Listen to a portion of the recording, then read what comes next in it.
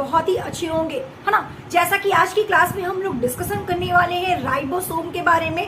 Ribosome के एक ऐसे पॉइंट पर डिस्कशन करने वाले हैं, ज्यादातर स्टूडेंट कंफ्यूज होते हैं कि वास्तव में ये है क्या, ठीक है। तो आज की क्लास में वेरी वेरी इंपॉर्टेंट है आपके लिए, ठीक है। इस क्लास को आप मिस नहीं करिएगा, ठीक है। जरूर से इस क्लास को आपको देखना है क्योंकि ये क्लास आपके लिए बहुत ही ज्यादा इंपॉर्टेंट है, ठीक है। तो आइए देखते हैं इस क्लास में क्या जानने वाले हैं भाई आज की क्लास में, ठीक है।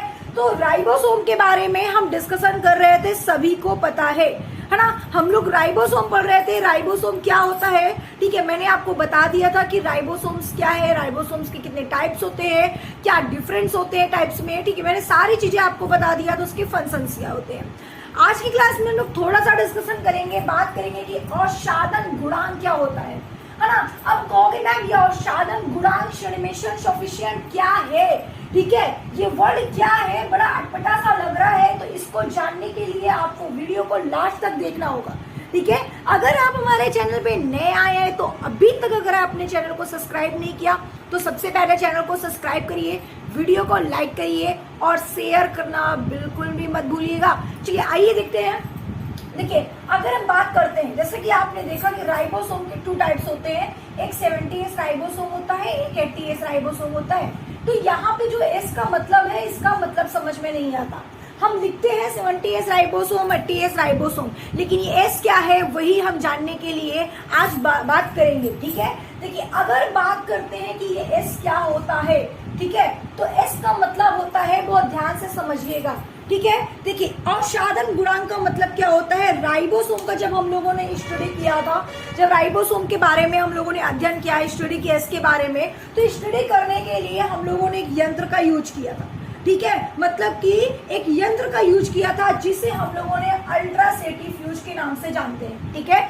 इसे अल्ट्रासेंट्रीफ्यूज के नाम से जाना जाता है। आपसे क्वेश्चन पूछा जा सकता है कि राइबोसोम के अध्ययन के दौरान जिस यंत्र का यूज किया गया था उस यंत्र का नाम बताइए, तो आप बताओगे अल्ट्रासेंट्रीफ्यूज। बेटा ये बात याद रखना कि इस तरीके से और इतना डीप में कोई नहीं पढ़ाने वाला है, ये आपको शायद ही कहीं भी मिले, इसलिए आप इसको मिस मत करिएगा, बहुत जरूरी है आपके लिए जानना, ठीक है। तो आपसे पूछा गया तो आप बता सकते हो कि उस यंत्र का नाम है अल्ट्रासेंट्रीफ्यूज। किस लिए यूज किया गया था, राइबोसोम के जो अध्ययन किया गया था उसके लिए, ठीक है। तो भैया हम राइबोसोम को जो घोल को, जब राइबोसोम जो होता है, ठीक है, आपको पता है कि राइबोसोम किससे मिलकर बना है, आरएनए और प्रोटीन से मिलकर बना है ना। तो राइबोसोम के जो घोल, जब हम राइबोसोम के घोल को, ठीक है, अगर घोल को उसके एक विशेष प्रकार के नलियों में अगर हम डालें और जब तेजी से घुमाया जाता है, ठीक है, डालकर जब तेजी से हम इसे घुमाएं तो विभिन्न आकार के राइबोसोम भिन्न भिन्न गति की तली पर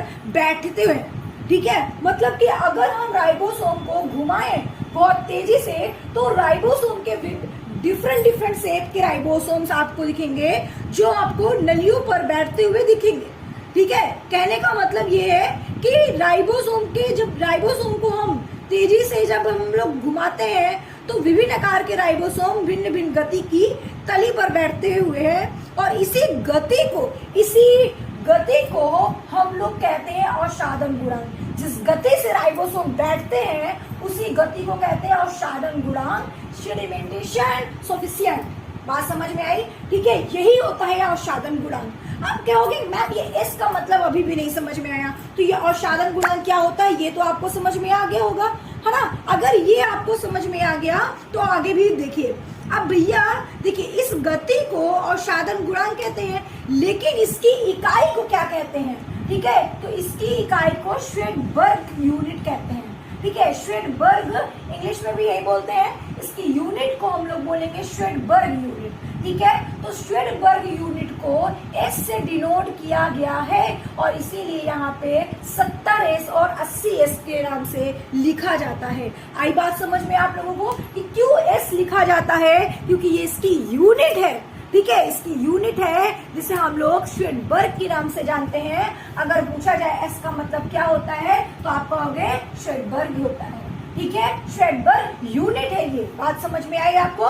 तो देखिए आज की क्लास में आपको बहुत ही अच्छी जानकारी मिली, क्योंकि ये आपको शायद ही कहीं पे मिले इसके बारे में। राइबोसोम के बारे में तो सब पढ़ाएंगे, आई नो, ठीक है, बट आपको इसके बारे में जानकारी मिले ये शायद ही पॉसिबल है। ठीक है, चलिए आप समझ में आ गया। ठीक है, अब आते हैं नेक्स्ट टॉपिक पे।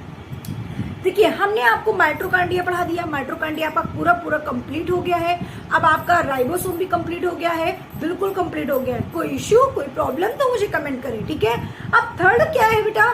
थर्ड की बात अगर हम बात करते हैं तो हम बात करेंगे एंडोप्लाज्मिक रेटिकुलम के बारे में। एंडोप्लाज्मिक रेटिकुलम क्या होता है इसके बारे में डिस्कशन करेंगे। ठीक है, अगर हम बात करते हैं एंडोप्लाज्मिक रेटिकुलम के बारे में, तो एंडोप्लाज्मिक रेटिकुलम को अंतःप्रदिवी जालिका के नाम से जानते हैं।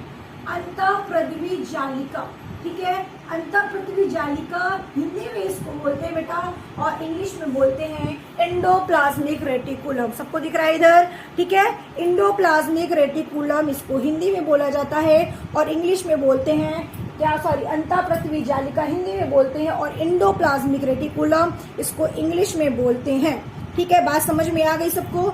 यस, बिल्कुल समझ में आ गई मैम, है ना। चलो अब देखिए, अब अगर बात करते हैं, ठीक है, कि इसका डिस्कवर किसने किया था? एंडोप्लाज्मिक रेटिकुलम किया।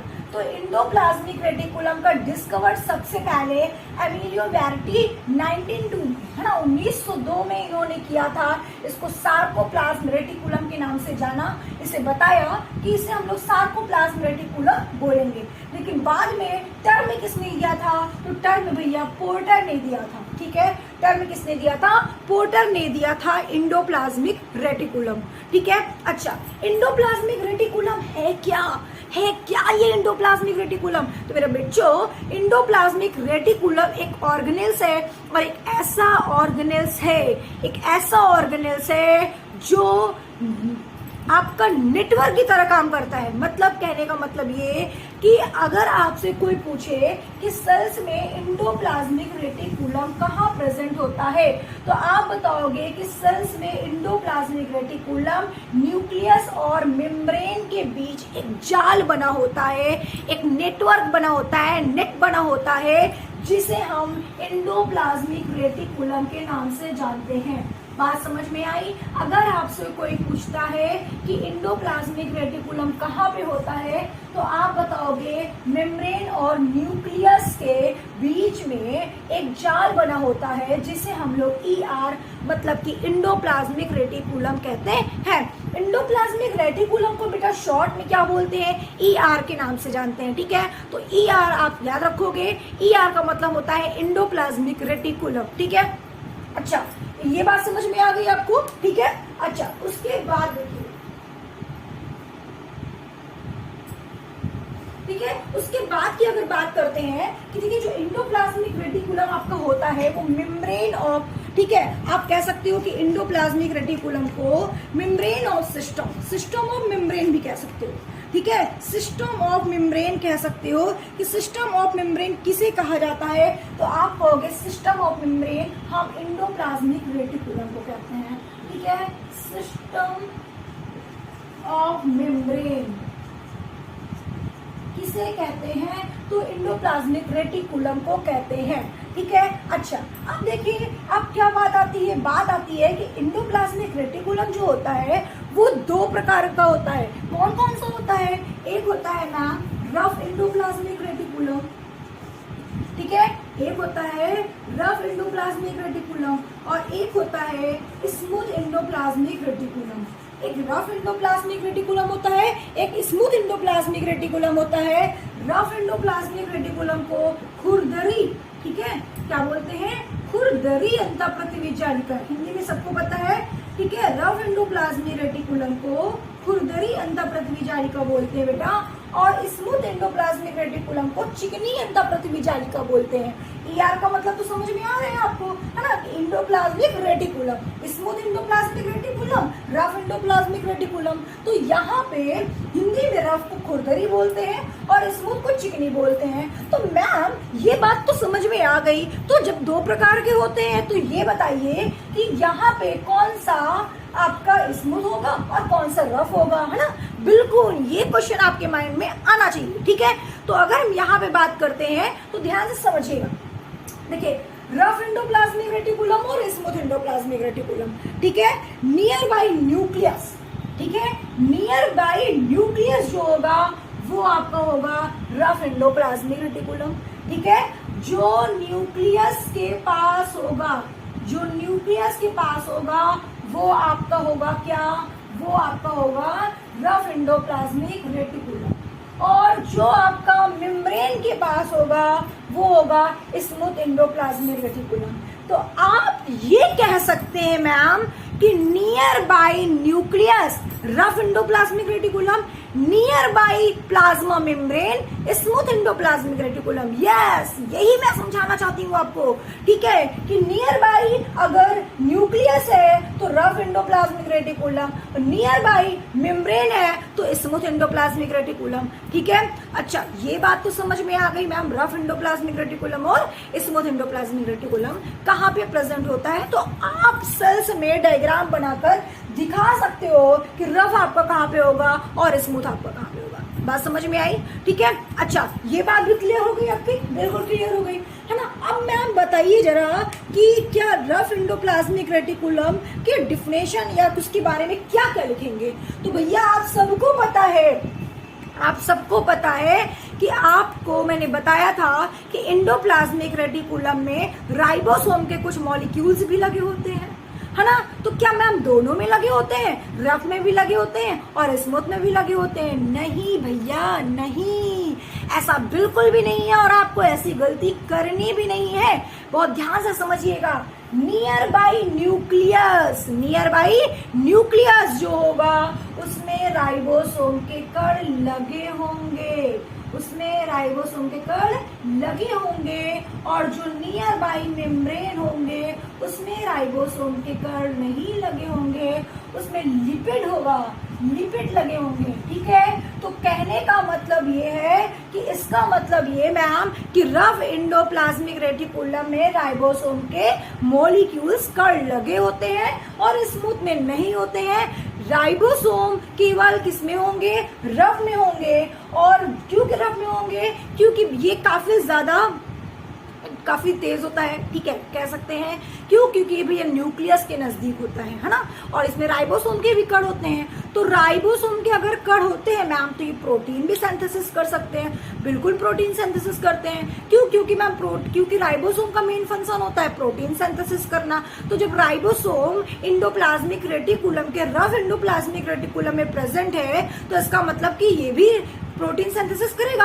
हाँ, बिल्कुल यही होगा, ठीक है। तो इसका फंक्शन लिख लोगे, रफ इंडोप्लाज्मिक रेटिकुलम ये क्या करते हैं, प्रोटीन सिंथेसिस करते हैं, ठीक है। और ये क्या करते हैं, लिपिड सिंथेसिस करते हैं। स्मूथ इंडोप्लाज्मिक रेटिकुलम जो होंगे वो क्या करेंगे भैया, वो लिपिड सिंथेसिस करेंगे। और जो आपके रफ इंडोप्लाज्मिक रेटिकुलम होंगे वो प्रोटीन सिंथेसिस करेंगे। तो आप कह सकते हो इंडोप्लाज्मिक रेटिकुलम जो होता है, endoplasmic reticulum is the network of tubes, network of tubes, है ना। ये नेटवर्क का एक जाल है, network of tubes and seeds in cytoplasm, correct. Yes, cytoplasm में प्रेजेंट होता है, एक नेटवर्क बनाकर बना होता है ना। सेल का ये साइटोप्लाज्म है और साइटोप्लाज्म में एक नेटवर्क ट्यूब की तरह बना होता है जिसे हम लोग इंडोप्लाज्मिक रेटिकुलम के नाम से जानते हैं। आई बात समझ में, क्या समझाना चाहती थी आपको, बात समझ में आई आपको, है ना, कि राइबोसोम का इंडोप्लाज्मिक रेटिकुलम कहाँ होता है, क्या होता है। आई होप कि आपको समझ में आ गया होगा। देखो, ठीक है, इतनी बात समझ में आ गई आपको, है ना। तो भैया ये एकदम क्लियर हो गया आप लोगों को इंडोप्लाज्मिक रेटिकुलम क्या होता है, रफ इंडोप्लाज्मिक रेटिकुलम का फंक्शन क्या होगा, स्मूथ इंडोप्लाज्मिक रेटिकुलम का फंक्शन क्या होगा, सबको समझ में आ गया, ठीक है। उसके बाद देखिए इतनी बात तो समझ में आ गई, ठीक है। अब लास्ट एक चीज आपका बचा हुआ है फंक्शन। तो फंक्शन क्या होता है आप सबको पता है, endoplasmic reticulum is a collection of tubes that, अगर रफ एंडोप्लाज्मिक रेटिकुलम की बात कर रहे हो तो rough endoplasmic reticulum has protein making, है ना, एंड बोल सकते हो आप लोग ribosome its surface help make and process protein, ठीक है। ये आपका रफ एंडोप्लाज्मिक रेटिकुलम का हो गया। स्मूथ एंडोप्लाज्मिक रेटिकुलम, हाँ, तो क्या बोलोगे कि help make and process lipid, help, है ना, बता सकते हो कि आपका लिपिड का क्या करता है, सिंथेसिस करने बनाने में हेल्प करता है, ठीक है।